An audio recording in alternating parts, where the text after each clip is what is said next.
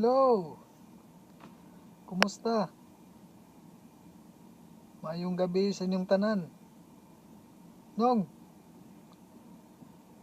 congrats sa inyo ni Ate Johnny. Oh, sorry kayo nung wala may nibubong si mong kasal. Ano, nakasabot ka sa mong sitwasyon na duha nung. Oh, I know, happy ka nung bisan wala ming duha. O pasalamat ko sa mong pamilya diyan na nagsakripisyo para makaten sa kasal sa kong magulang. O sa side ni Johnny, salamat sa pag-accept sa mong pamilya o sa kong magulang. To Ate Johnny, congrats again. I know happy kay kakaroon sa inyong big day. Bisan no gwapatan nagkita ay o nag-ilhanay. Ang importante na kamo ni Manong magkasinabtanay o ipadayon ninyo ang palambuon ang inyong nasugdan. Kay dili na ni tiyaw-tiyaw ang next journey sa inyong life, ang pagbuo sa usa ka pamilya. Ang kabalo ko na dugay na mo nag-ila ni Manong since college pa man siguro mo. And I know how responsible si Manong and strong personality. Ay bisan sa mong pamilya amo nang nakita.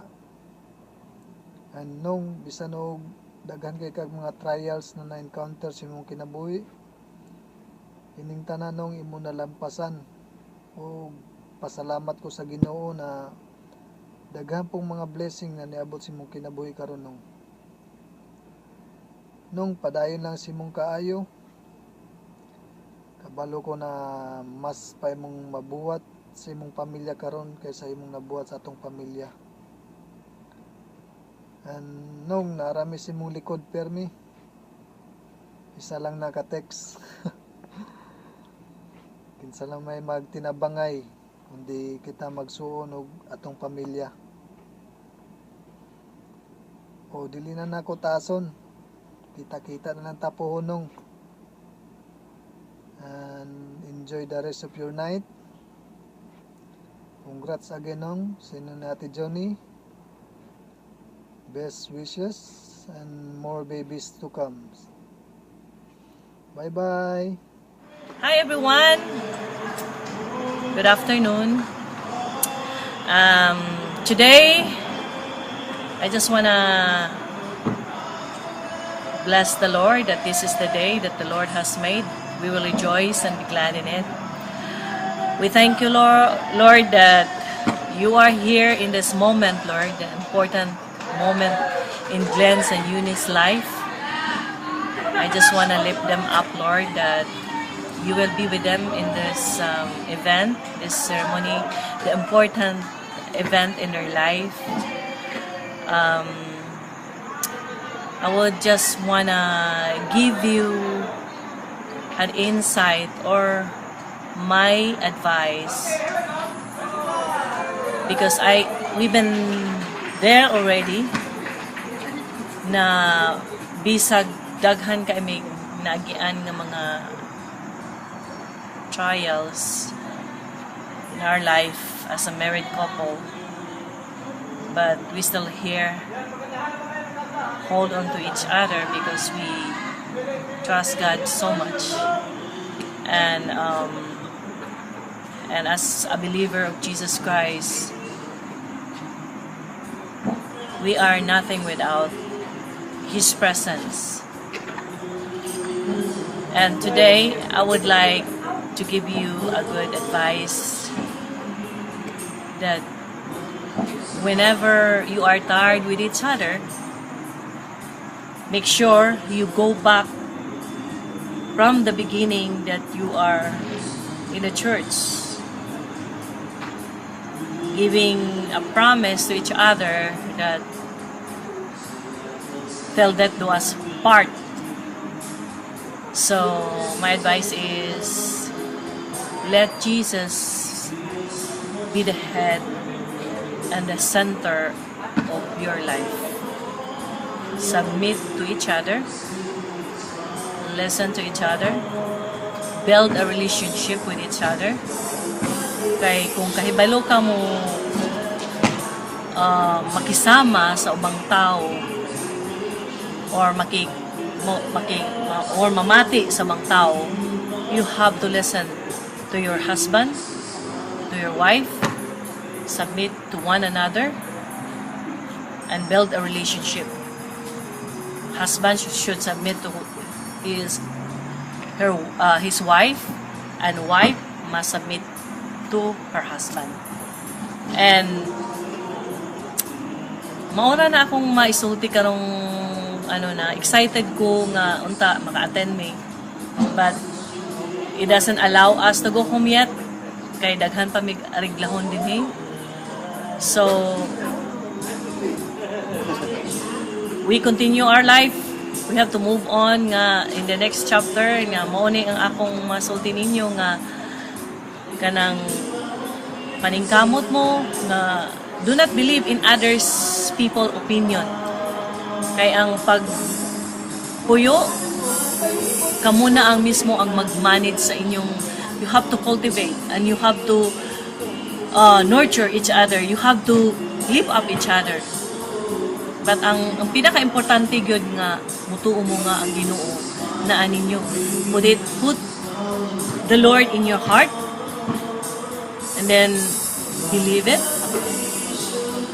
You have to take care with each other. Nga in the near future ayaw gyud mo og undang og lift up sa usag-usa. Na may trials kay there's no such perfect marriage. Wala gyud.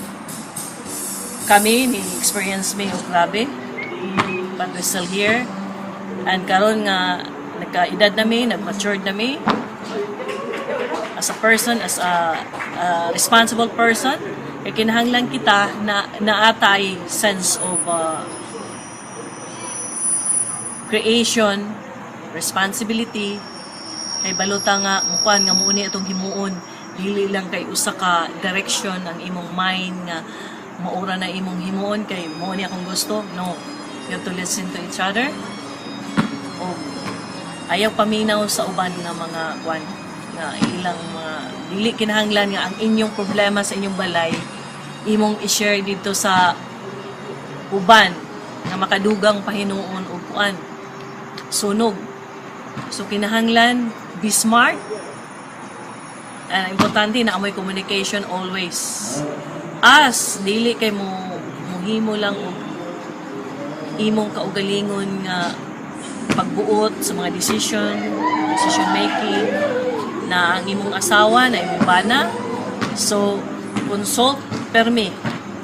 Dili kinahanglan nga kay ikaw nagbinyo ka, it means nga commitment to commit each other. So duha na ka ulo nga it must be put together. And ang ako lang din makuan nga kanang be a loving person.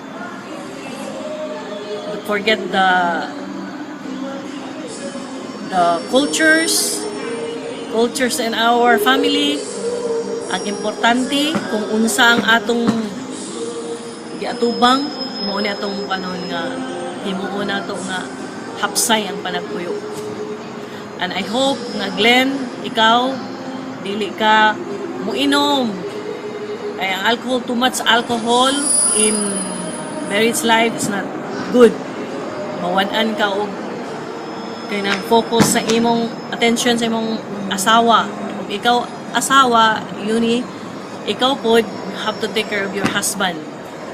Kaya kitang mga babae is the light of the family.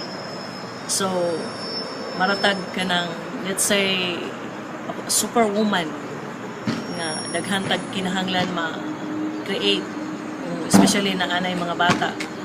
So kanang daghan ko na one pod na experience nga lain-laing klase sa problema sa mga mag-asawa nga daghang problema, pero maura ganay solusyon sa kinabuhi nga trust the Lord.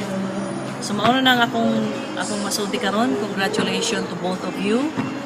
Na-miss ko kamong tanan diha, And we will see you soon. God bless you all. I love you. Bye.